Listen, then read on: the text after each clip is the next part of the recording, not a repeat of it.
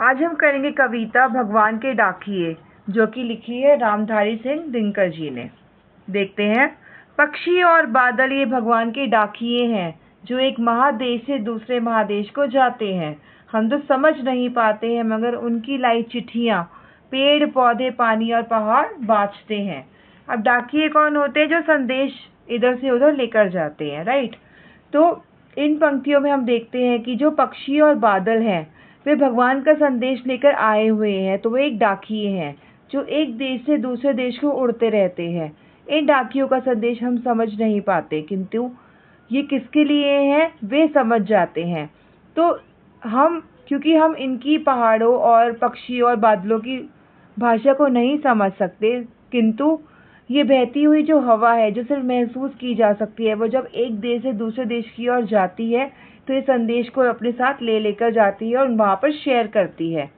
तो उनके द्वारा लाया गया ये जो पत्र है, पेड़ पौधे पानी और पहाड़ सब अपने अपने तरीके से ये कहकर सुनाते हैं।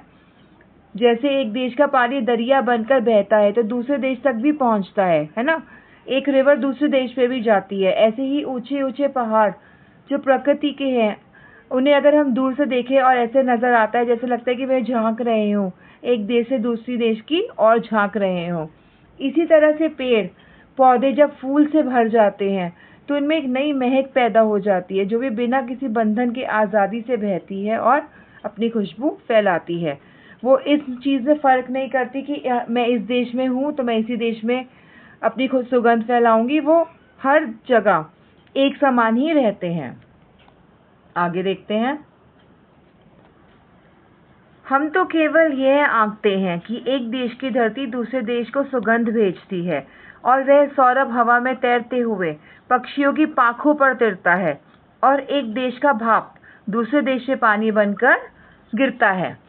अब हम यहाँ पर जो कवि हमें समझा रहे हैं, वो ये कह रहे हैं कि हम तो सिर्फ एक अंदाज़ा ही लगा सकते हैं कि एक देश की धरती दूसरे देश को खुशबू भेजती है। हम तो सिर्फ इतना ही अंदाज़ा लगा सकते हैं कि जब हवा बहती है, पक्षी एक देश से दूसरे देश की ओर जाते हैं, और जब बादल बरसते हैं, तो इस धरती पर हम तो सिर्फ यही देख पा रहे हैं कि एक देश की धरती दूसरे देश से वो अपनी सुगंध अर्थात खुशबू भेज रही है, और यही हवा जो हमारे देश में बह रही है, वो बहते बहते दूसरे देशों में भी जा रही है। वह फ़र्क नहीं करती, ना हवा ना पानी ना पक्षी, ये देशों के बीच में फ़र्क नहीं करते कि मैं इस देश में हूँ तो मैं इसी देश में ये सब करूँगी। नहीं, मैं यहाँ का फूल हूँ तो मैं यहीं हवा फैलाऊंगा। नहीं, ऐसा कुछ नहीं होता। अच्छा, आगे देखते हैं। कवि ने कितनी ही सुंदर कल्पना की है, और ये भी सच्चाई है कि हमारी प्रकृति में, जो कि ईश्वर की बहुत बड़ी देन है, उसमें बादल हवा पेड़ पक्षी एक जगह से दूसरी जगह अपने संदेश को लेकर जाते हैं। किस तरीके से?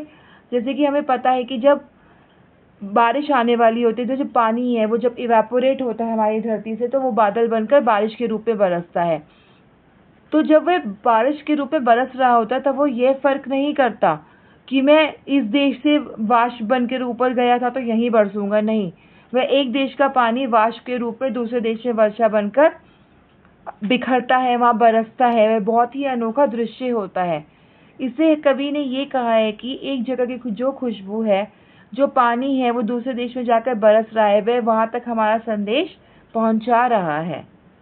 यहाँ पे हमारी ये कविता खत्म होती है, और यहाँ पे हम ये भी देख सकते हैं कि कितनी ही जल्दी हमने सिर्फ 4 मिनट से अंदर अंदर ये कविता कैसे हमने फिनिश कर ली, और कितनी जल्दी आप इसको प्रिपेयर कर सकते हैं, राइट। Thank you.